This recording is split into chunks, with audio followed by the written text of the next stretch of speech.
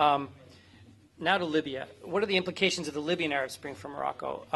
Again, for deep perspective on Libya, you can look at our June and our December reports on Libya, or the show that I did on Al Jazeera International called Who is Really Controlling Libya? You can see it on YouTube. But there was a couple things I wanted to point out here. One was the whole tribal trope for Libya. That the tribal trope was basically that this is a competition among tribes in a country that's so different from the other Arab countries that it can't really have an Arab Spring. The tribes are fighting in Libya, but not in the way that this is being portrayed. And the Arab Spring happened in Libya. It just didn't happen as completely as it did in Tunisia and Egypt. What do I mean? When the February 17th movement happened in Libya, the eastern half of Libya fell in very similar way to how Tunisia and Egypt fell. 8,000 defections in the army, taking over of public buildings in a relatively pacific way, although the government did try to apply violence. And all of Libya rose up. The five biggest cities in Libya, Beida, Benghazi, Misrata, Tripoli, and Zuwara, all rose up. What happened was Beida and Benghazi succeeded. Misrata fought back, and the bloodiest part of the conflict started there and went on for months. And Zuwara and Tripoli, they gave up and waited. Waited till when? In Tripoli, they waited until August 20th, when the call to prayer went out, saying, now it's time to rise up. The whole city rose up, again on an Arab Spring model. And 80% of Tripoli had fallen into rebel hands without many shots being fired within 24 hours. And without the militias getting there. There'd been some sort of pro-NATO landings on the beach of some militias and things, but basically the militias hadn't arrived. They were still outside the city, and when they did get there, they finished off Bab al-Azizia compound and the remaining 20% of Tripoli. But Tripoli basically fell in an Arab Spring manner, much like, and one of the things the Libyans most resent is that they're being put in this other category by all the international coverage, and they sort of want their Arab Spring back.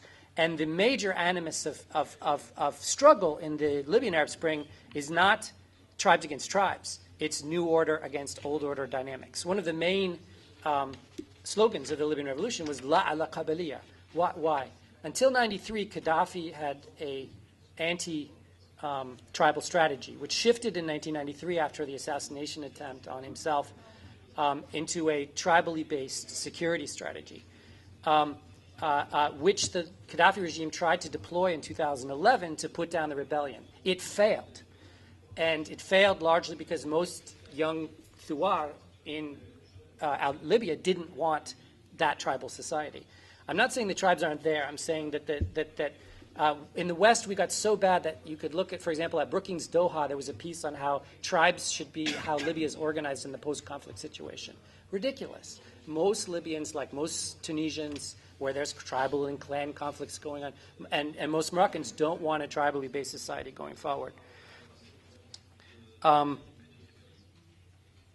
most important thing in Libya going forward is a set of issues very like the set of issues facing Tunisia and in other ways all of the other Arab Spring countries. You know, what kind of parliament, what kind of constitution, what are the roles of the political parties, how are the votes going to happen, the way Jeff was talking about. Okay, I'll leave Libya. What are the implications of the Tunisian Arab Spring for Morocco? Tunisia happened for a variety of reasons, but let me give you two portraits and a couple of other reasons, which I think are instructive for Morocco. First of all, again, there were sort of two Arab Springs for Tunisia, to oversimplify. There was a rural, angrier, older, more male, more working class Arab Spring that started the whole thing. And then there was a more urban, more middle class and upper class, more both genders, younger, more socially networked, more media savvy and media good-looking revolution in the cities that succeeded. In many ways, the first Arab Spring didn't finish, and the second Arab Spring got its objective, the departure of Ben Ali. And you can interpret the election results from October in many ways as the Arab Spring 1 against Arab Spring 2 vote.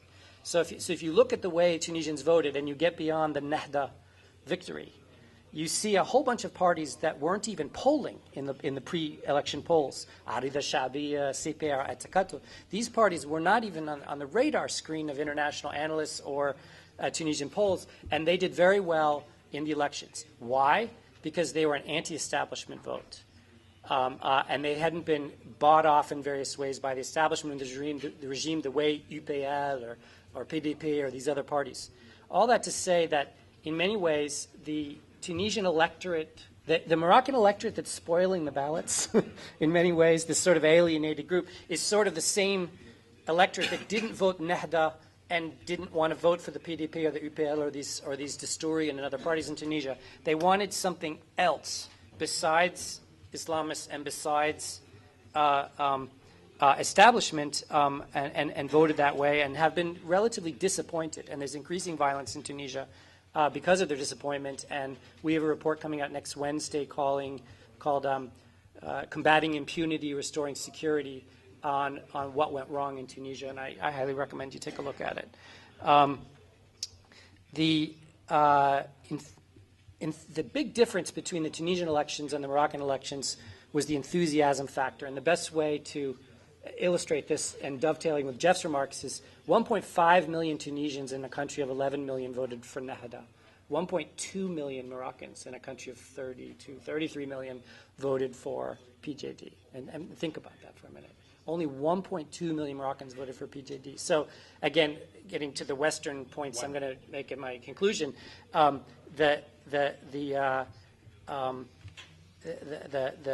view in the West is Islamists are winning in a huge way, and the Moroccan population, like the Tunisian population, is Islamist and wants to move in that direction. But only 1.2 million Moroccans voted for PJD. Algeria quickly. The Arab Spring is unraveling the consensus about what happened in Algeria in the 90s. And in many ways, the 88 to 92 period was the precursor to the Arab Spring. In many ways, the FIS was very like these parties that are winning these elections now. And a lot of our conventional wisdom about what happened in Algeria needs to be reviewed. One statistic to illustrate this, and I'll skip over my other Algeria remarks, but there were 10,000 deployments of riot police in Algeria in 2008, dropping to some 9,000 in 2010 against protesting crowds. Algeria is a society since 2005 with a constant percolating protests, largely on economic and social grounds, that sort of never spills over and becomes too big, although it had a moment during the Arab Spring where it got quite big again and then shrunk again after a couple of days, largely because of war weariness in Algeria. But this is something to look out for in Morocco, because we're starting to have that kind of percolating regional unrest for economic and social reasons that's feeding into a lot of these things that were discussed this morning, that if that grows, Morocco, in my mind, starts to look more like Algeria, and that's not necessarily a good thing. Finally, some quick reflections about the West. The West has serious blinders about what's going on with this part of the world. Shibli Telhami from University of Maryland calls them prisms of pain. The prism of pain for Americans is 9/11. For Arabs, in his theory, it's the Palestinian conflict. For Jews, it's the Holocaust. He goes through all the. France has its own prisms of pain. But if you're going to understand any sort of country's view of what's going on in times of crisis, you have to understand the sort of filter through which they filter everything. And everything that happens in the Arab Spring is filtered through a 9/11 prism in the U.S. But there are other debates. The whole reform agenda of the Bush administration and then the Obama administration are back being discussed again, whether or not the Bush administration, as the neocons are claiming, caused the Arab Spring, whether or not Obama's Cairo speech had anything to do with it. And let me just say quickly that just like the past is present in the Arab world, the past is present in the Western world in a bad way. The West does not have clean hands in the whole reformist context. Let me make that very clear. And there's very little intelligent discussion going on in the West about those lack of clean hands when it comes to authoritarian regimes in this part of the world. One other thing to flag is the Egypt effect. When Egypt's doing well, the Arab Spring's doing well. When Egypt's not doing well, the Arab Spring's not doing well. It's another filter in the West. The debate about Islamism is back, rejecting or accommodating moderate Islamists or not. That's back with a rage. The debate about monarchies versus republics is back. I heard it again in the hallway today. And the debate hasn't really advanced in the last 20 years. Debates about engagement and isolationism with the Muslim world are back. The clash thesis is back, Huntington's Clash of Civilizations. But I would argue, in conclusion, that the most important thing, both in the Arab world, in the context of the Arab Spring, and in how the West needs to rethink the Arab Spring, is understanding what I expressed in the Libyan case and talked about in the other cases, these old order versus new order dynamics, which are powerful and are going to stay with us for some years. It'll be hard for most of these governments to go back to the type of discourses and political ways that were before the Arab Spring. Thank you.